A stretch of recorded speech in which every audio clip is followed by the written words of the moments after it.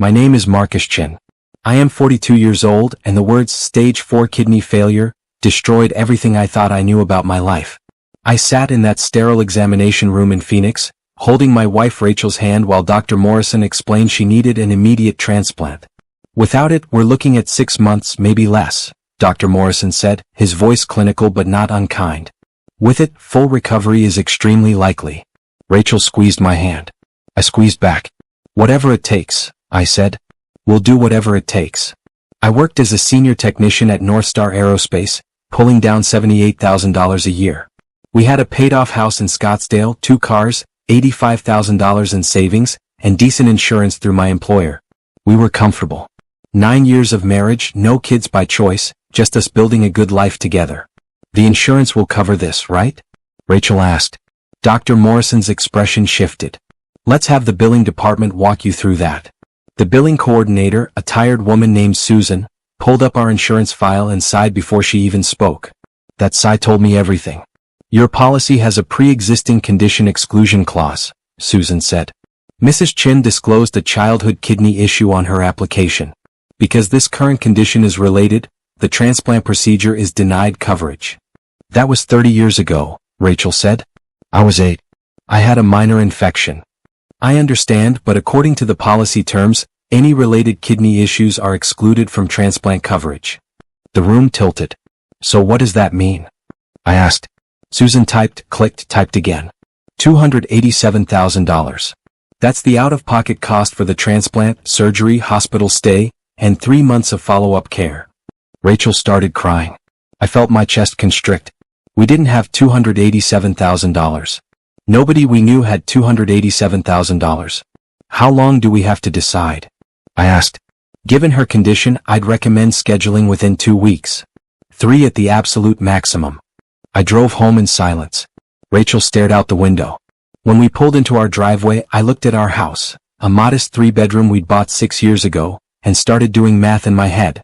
I called a real estate investor the next morning. His name was Tom Bradley, and he bought houses for cash. I'd seen his signs around the neighborhood. I need to sell fast, I told him. 2 weeks, maybe 3. What's the situation? Tom asked. I explained. He listened without interrupting. I can offer you $340,000. That's fair market minus my usual margin for quick sales. I can close in 10 days. Our house was worth $385,000, maybe $400,000 if we waited for the right buyer. But we didn't have time. Deal? I said. Rachel's sister Monica came over that afternoon. Monica worked in corporate finance in downtown Phoenix, made 6 figures, drove a Tesla, and had always made it clear she thought Rachel had married beneath her potential. You're selling the house? Monica said, her voice sharp. Marcus, that's insane. Take out a loan. Use a medical financing company. The rates are predatory, I said. 20% interest on $287,000? We'd never recover. So you're making Rachel homeless instead? I'm saving her life. Monica turned to Rachel.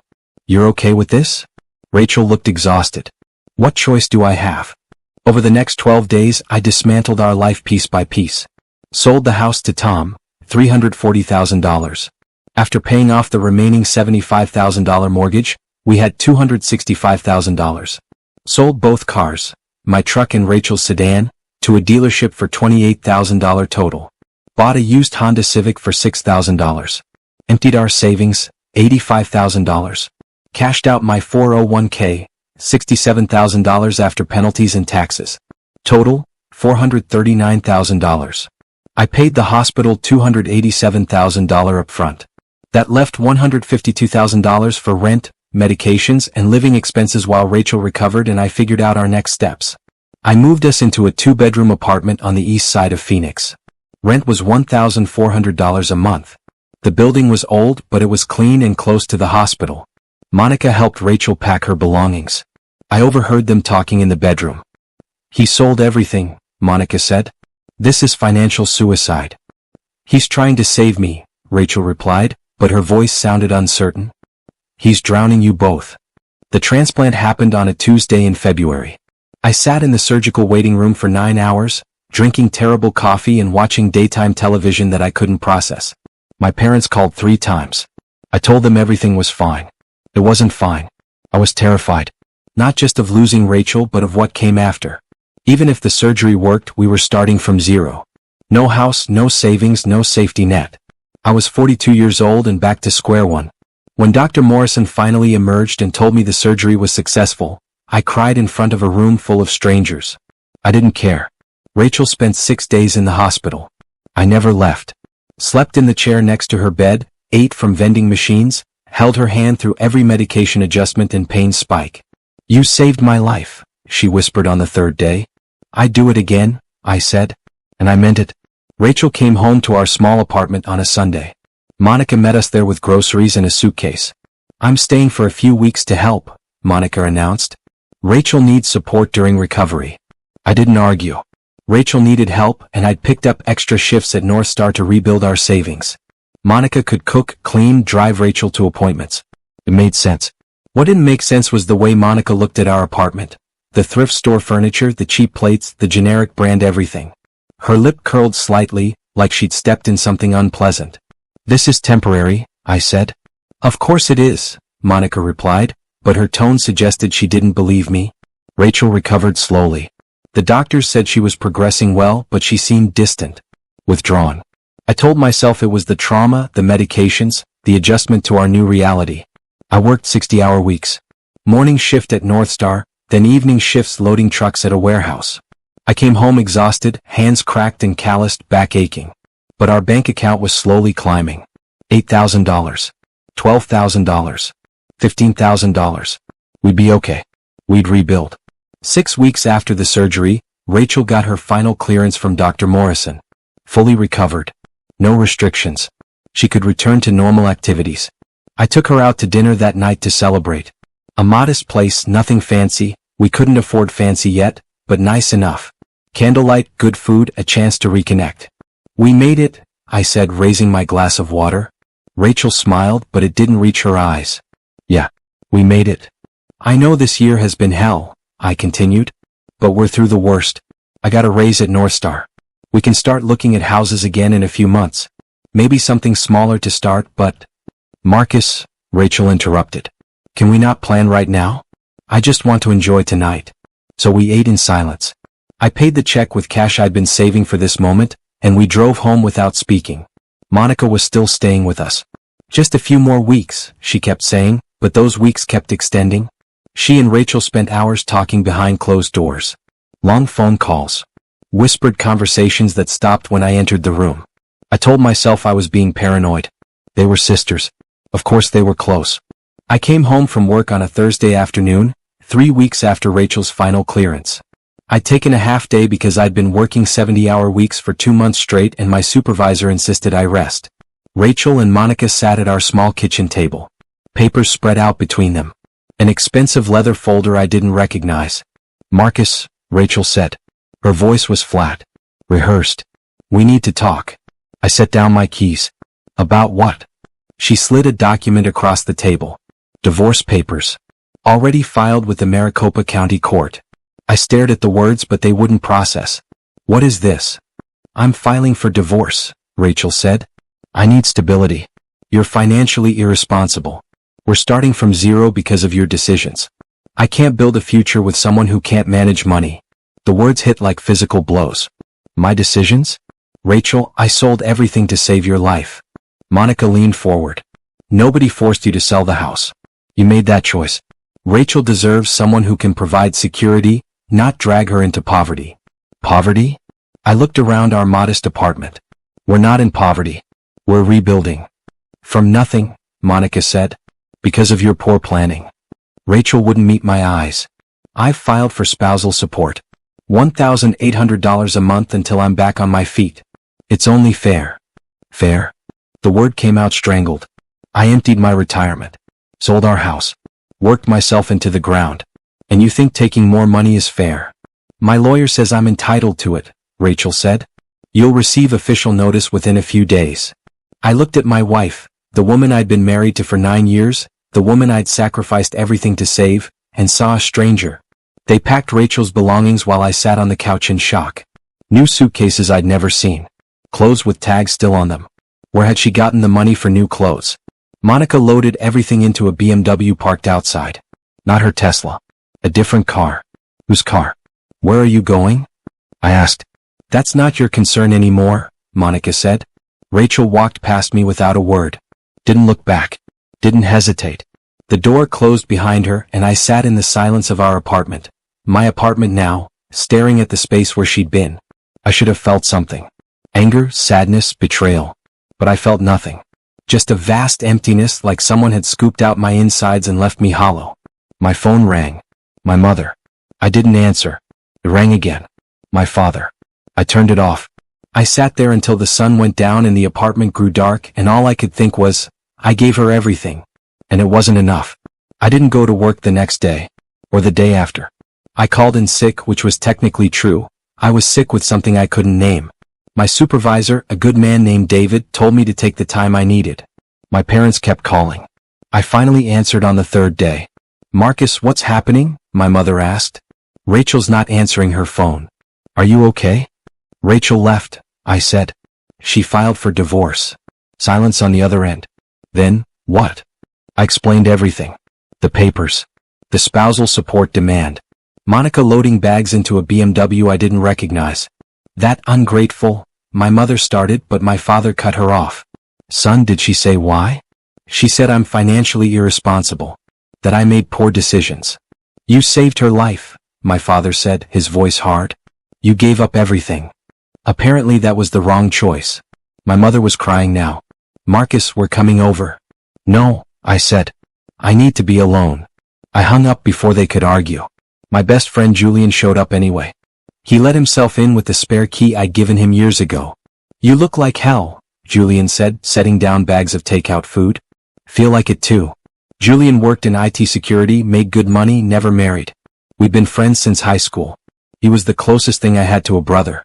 Tell me everything, he said. So I did. Every detail. The diagnosis, the liquidation, the surgery, the distance, the divorce papers. Julian listened without interrupting, eating pad thai directly from the container. When I finished, he set down his food. Something's off. You think? No, I mean really off. This doesn't add up. Rachel leaves 3 weeks after getting medical clearance? After you spent $287,000 and destroyed your finances to save her? People don't do that unless there's more to the story. Like what? I don't know yet. But I'm going to find out. Julian pulled out his laptop. Do you still have access to any of Rachel's accounts? No. She changed everything. What about cloud backups? Email? Anything she might have forgotten to lock down? I thought about it. She used to back everything up to a cloud service. Password was our old address. I doubt she changed it. Rachel's terrible with passwords. Julian's fingers flew across the keyboard. What was the address? 2847 Maple Drive. 3 minutes later, Julian's expression changed. Marcus, you need to see this. Julian turned his laptop toward me. Rachel's email inbox filled the screen. Hundreds of messages. You got in? I asked. The password worked. She never changed it. Julian scrolled down. And there's a lot here. A lot. He opened an email from Monica dated 11 months ago. Before the diagnosis. Rachel, you need an exit strategy. Marcus makes decent money, but you're never going to live the life you want with him. He's blue collar. Limited ambition. You need a trigger to leave without looking like the bad guy. My chest tightened. Keep going. Julian opened another email. 9 months ago. Right after the initial diagnosis. This is perfect. Let him drain everything to save you. Then you have the moral high ground to leave. He'll be too broke to fight it, and everyone will sympathize with you for leaving after such trauma. You're the sick wife who needed more support. He's the husband who couldn't provide. It writes itself. I couldn't breathe. Julian kept scrolling. 6 months ago. 4 months ago. 2 months ago. Every email detailed the plan with cold precision. Monica coaching Rachel. Rachel agreeing. Both of them strategizing how to maximize what they could take from me. Then Julian opened a different folder. Bank statements. Rachel had a secret account. Monica had been depositing $2,000 monthly for 6 months. Total balance, $12,000. She had money, I whispered. The whole time. She had money. There's more, Julian said quietly. He opened a photo folder. Rachel with a man I didn't recognize. Restaurant photos. A weekend trip to Sedona. Intimate photos that made me close my eyes. Who is that? I asked. Julian clicked on an email. His name is Derek Paulson. Hospital administrator. They met during one of Rachel's appointments. Based on the photo timestamps, they'd been seeing each other for 4 months. While you were working double shifts. We spent the next 3 hours going through everything. Julian organized it methodically, emails in chronological order, bank statements, photos, text message backups. The full picture emerged like a nightmare coming into focus. Monica had been pushing Rachel to leave me for over a year. When the diagnosis came, Monica saw an opportunity.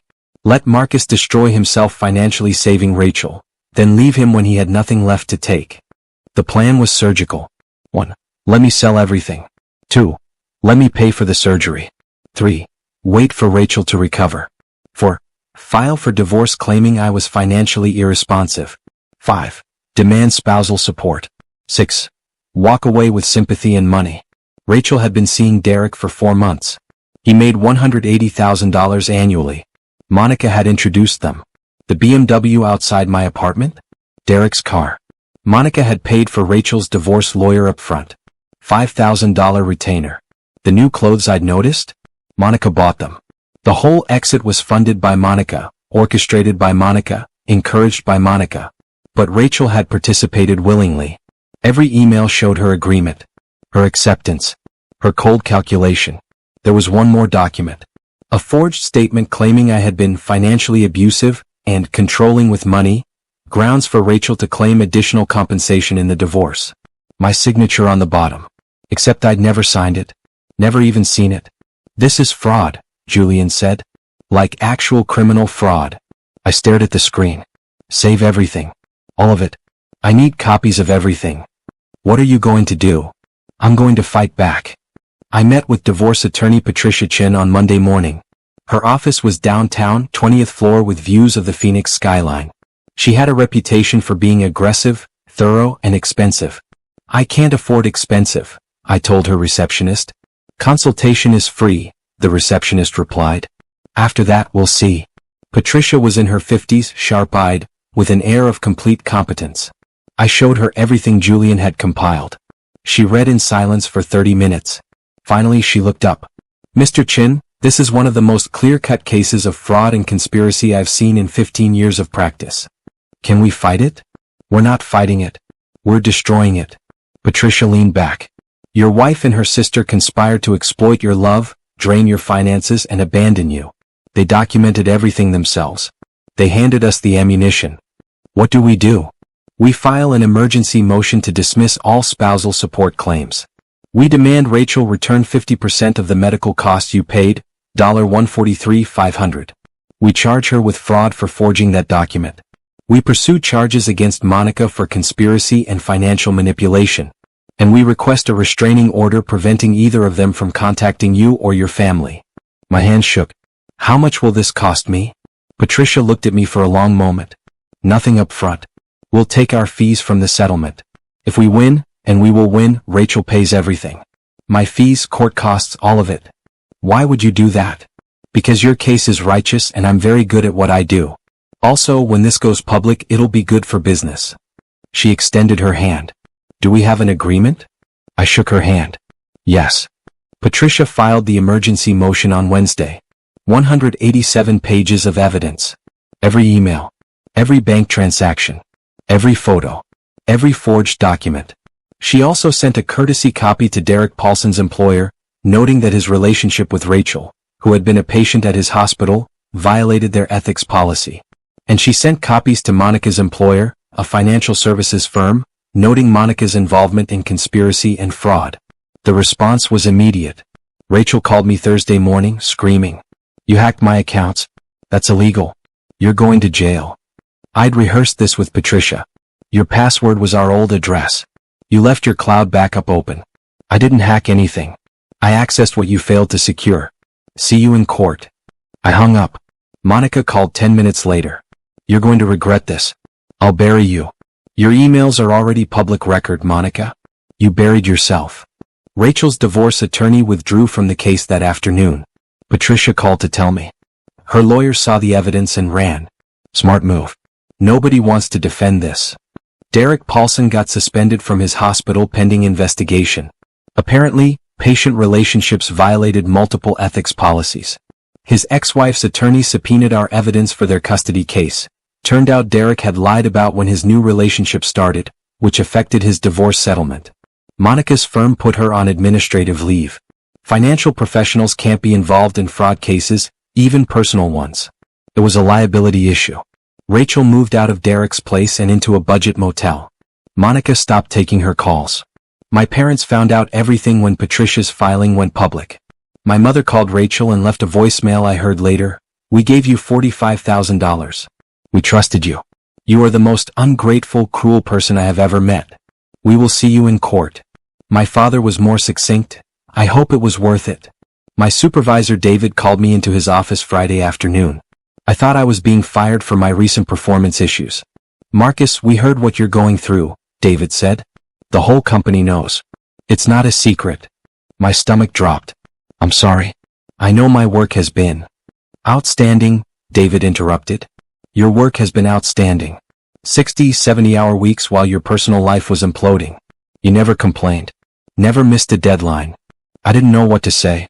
North Star has a hardship fund, David continued, for employees facing extraordinary circumstances. The board approved a $15,000 grant for you. No repayment necessary. I can't accept. It's already done.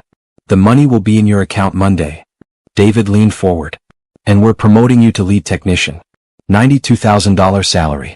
You've earned it, Marcus. You've earned it 10 times over. I walked out of his office in a daze.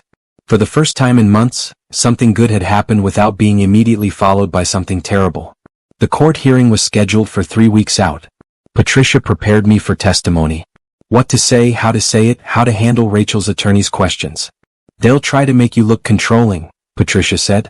They'll claim you isolated Rachel, made financial decisions without her input, dominated the marriage. How do I counter that? With the truth. You discussed everything. You gave her choices. She agreed to every decision. And we have evidence, joint accounts, shared documents, text messages where she thanked you for taking care of things. Julian helped me organize our case. He created a timeline, a visual presentation showing exactly when each piece of deception occurred. Monica's emails in red. Rachel's responses in blue. Bank transfers in green. Photos in purple. It tells a story, Julian said. A clear, undeniable story of premeditated betrayal. My parents drove up from Tucson the day before the hearing. My mother made dinner, comfort food like I was 12 again. My father didn't say much, but he gripped my shoulder before he left and said, "We're proud of you, son." I didn't sleep that night. Just stared at the ceiling, thinking about everything that had led to this moment. The diagnosis, the sacrifice, the betrayal, the fight back. Tomorrow would determine whether justice meant anything. The courthouse was downtown Phoenix, old stone building with high ceilings and echoing hallways. Patricia met me outside courtroom 4B. Ready? She asked. No. But let's do it anyway. Rachel sat on the opposite side with her new attorney, a young public defender named Thomas Grant who looked like he'd rather be anywhere else. Monica sat behind Rachel, arms crossed, face unreadable. Derek was nowhere to be seen. Judge Sandra Martinez presided, a woman in her mid-60s with silver hair and sharp eyes. She'd been on the bench for 23 years, Patricia had told me. Fair but firm. Let's begin, Judge Martinez said. Patricia presented our case methodically. She entered every email into evidence. Read key passages aloud. Showed the bank transfers. Displayed the photos. Explained the timeline. The courtroom was silent except for her voice. Your Honor, this is not a simple divorce. This is a calculated conspiracy to exploit Mr. Chen's love, drain his finances, and abandon him at his most vulnerable. The evidence is overwhelming and undeniable. Thomas Grant tried to object. Your Honor, those emails were obtained without consent. The emails were accessed through an account with a shared password, Patricia countered. Mrs. Chen failed to secure her private communications. That's not illegal access. That's negligence. Judge Martinez nodded. Objection overruled. Continue. Patricia called me to testify. I walked to the stand, raised my right hand, swore to tell the truth. She asked me to explain the diagnosis, the financial decisions, the sacrifices. I spoke clearly, stating facts. No emotion. No drama. Just the truth. Mr. Chin, when you sold your house and cashed out your retirement, did you discuss it with your wife? Yes. Every step. She knew everything. Did she object? No. She said she trusted me to handle it. Did you feel you had any other choice? No. The insurance denied coverage. We needed $287,000. I found a way to get it. Patricia entered our joint bank records. Your Honor, you can see here that all financial decisions were made from joint accounts. Mrs. Chin had full access and visibility. There was no financial abuse, no controlling behavior. Just a husband trying to save his wife's life. Thomas Grant cross-examined me. Mr. Chin, isn't it true you made these decisions unilaterally? That you sold assets without fully considering alternatives? I considered every alternative, I said. Medical loans had predatory interest rates. Borrowing from family wasn't enough. Selling assets was the only way to raise the money in time. But you didn't consult a financial advisor? I consulted my wife. She's the person who mattered. Thomas sat down. He had nothing. Patricia called Rachel to the stand. Rachel looked smaller than I remembered. Tired. She wore a simple dress, no jewelry. Mrs. Chin, did you plan to divorce your husband before he paid for your medical treatment? Rachel glanced at her attorney. I was confused. Yes or no, Mrs. Chin? Silence. Your Honor, Judge Martinez said, answer the question. Yes, Rachel whispered. Speak up, please. Yes. I plan to leave before the surgery. Patricia showed her Monica's emails. Is this you responding to your sister's suggestions? Yes. And did you agree with your sister that you should let your husband drain everything and then leave him? Rachel's eyes filled with tears. I was scared. That's not the question. Did you agree? Yes. Did you open a secret bank account with money your sister provided? Yes. Did you begin a relationship with Derek Paulson while your husband was working double shifts to support you? Yes. Did you forge your husband's signature on a document claiming financial abuse? Rachel looked at the floor. Yes. The courtroom was absolutely silent. Patricia then addressed Monica, who wasn't on trial but was present as a witness. Ms. Monica, you deposited $12,000 into your sister's secret account, correct? Monica glared. I was helping my sister. Helping her leave her husband who had just saved her life? Helping her escape a bad situation. What made it a bad situation? The fact that he loved her? That he sacrificed everything? Or the fact that he wasn't wealthy enough for your standards? Objection, Thomas said weakly. Withdrawn, Patricia said. No further questions. Judge Martinez looked at Monica. Ma'am, you're not on trial here, but I suggest you reflect carefully on your role in this situation. Monica said nothing.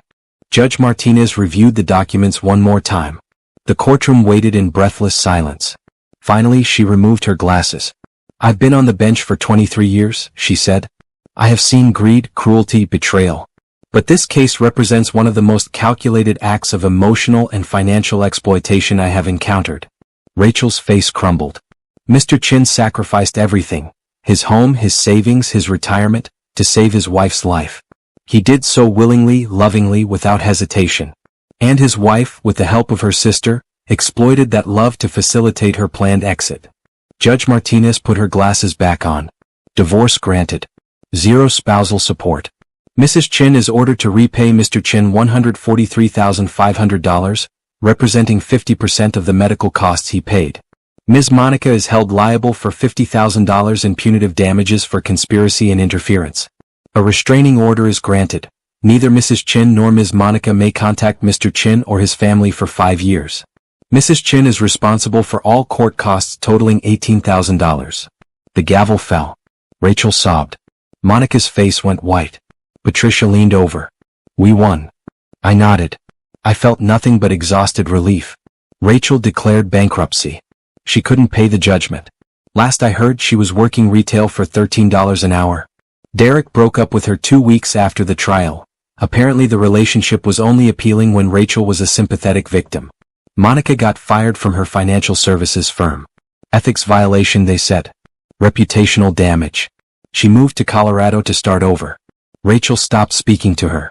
I didn't pursue criminal charges.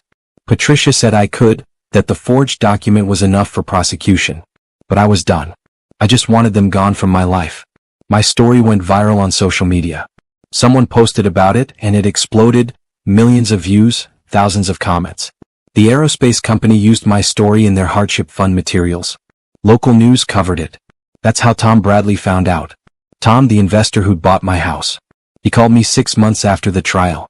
Marcus, I've been renovating your old house. Given what I know now, I want to sell it back to you at cost. $340,000. What I paid you. No markup. I couldn't believe it. Why would you do that? Because what happened to you was wrong and I can make one part of it right. My parents gifted me $50,000 from Rachel's judgment payments as a down payment. I moved back into my house, our house, 1 year after losing it. I met someone new. Her name is Keisha, a nurse at a free clinic. She knew my story before we met. Everyone did, but she saw past it. Saw me. You did what anyone should do, she said on our third date. You loved someone. That's not weakness. That's strength. We took things slow. No rush. No pressure. Just two people building something real. I started a nonprofit called Second Foundation. We help people facing medical financial crises navigate resources, avoid predatory loans, find legitimate assistance. We've helped 43 families in the first year.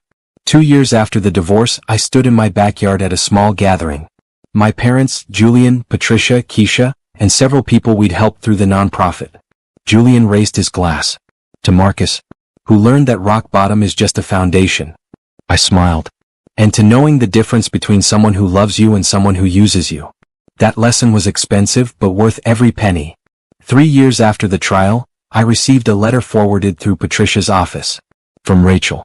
Marcus, I know I don't deserve your attention. I'm writing to say I'm sorry. I was wrong. Monica convinced me you weren't enough and I believed her. I destroyed the best thing in my life. I'm in therapy now. I understand what I did. I don't expect forgiveness. I just needed you to know that you deserved better. You always did. Rachel. I read it once. Showed it to Keisha. Are you going to respond? She asked. I shook my head. Some chapters need to stay closed. I put the letter in a drawer and never replied. Because the best revenge isn't a letter. It's a life well lived without the people who tried to destroy you.